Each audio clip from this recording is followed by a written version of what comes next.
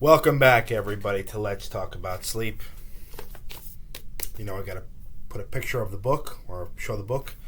Amazon link to that is in the description box down below.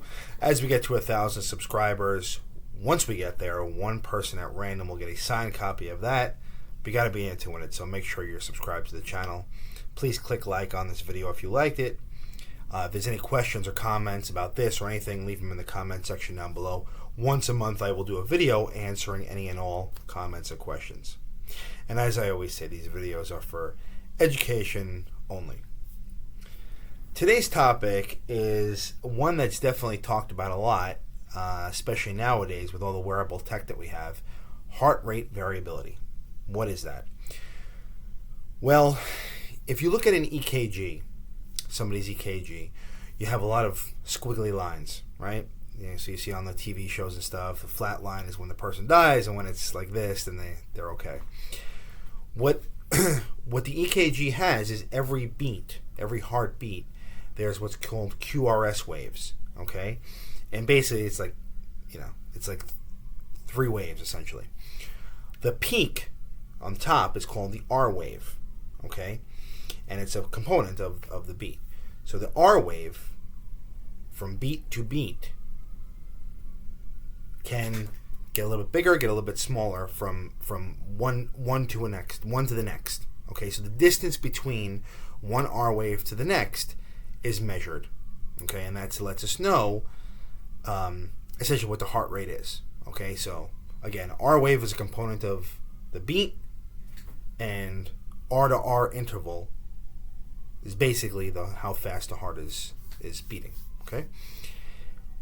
Over the course of our day, our heart rate changes, okay, in response to stress, in response to when we sleep, in response to if we're hungry, or there are a lot of things that make the heart rate change over the course of the day. If we're exercising, is another one, okay, or how dehydrated we are.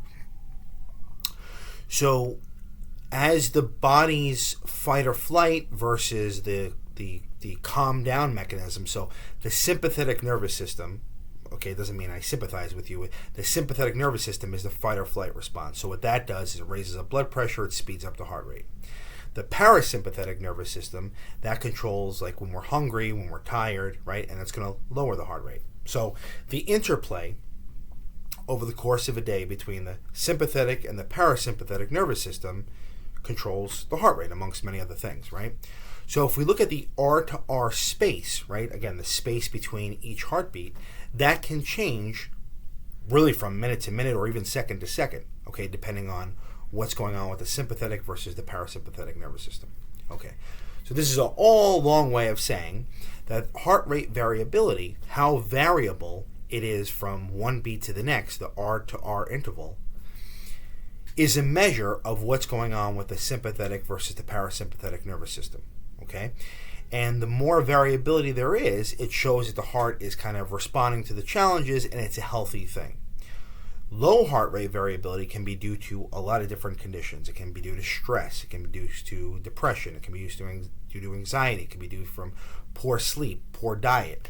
Okay, so heart rate variability, we think, is kind of a marker of cardiovascular health. Somebody has poor quality sleep or sleep apnea, heart rate variability may be affected by that long term. Okay, now, as I said, a lot of the watches that we have nowadays, the wearable technology, they measure heart rate variability. Again, looking at the R to R interval. Is it a perfect marker? Is it a marker of its own accord that can be used for something?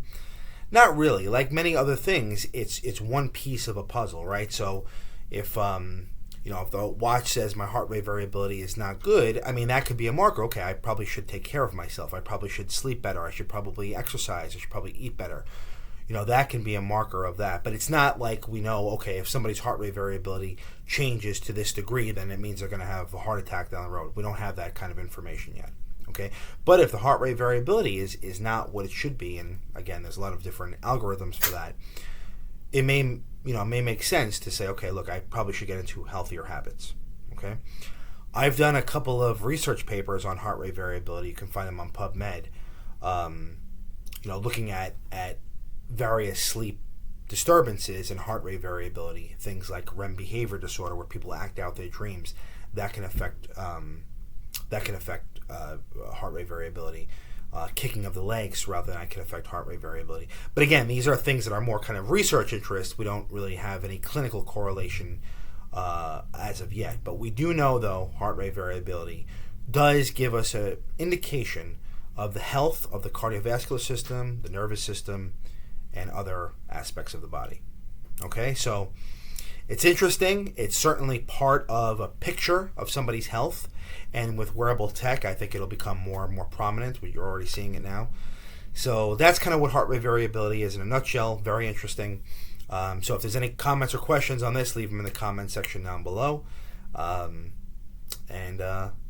until next time, sleep well.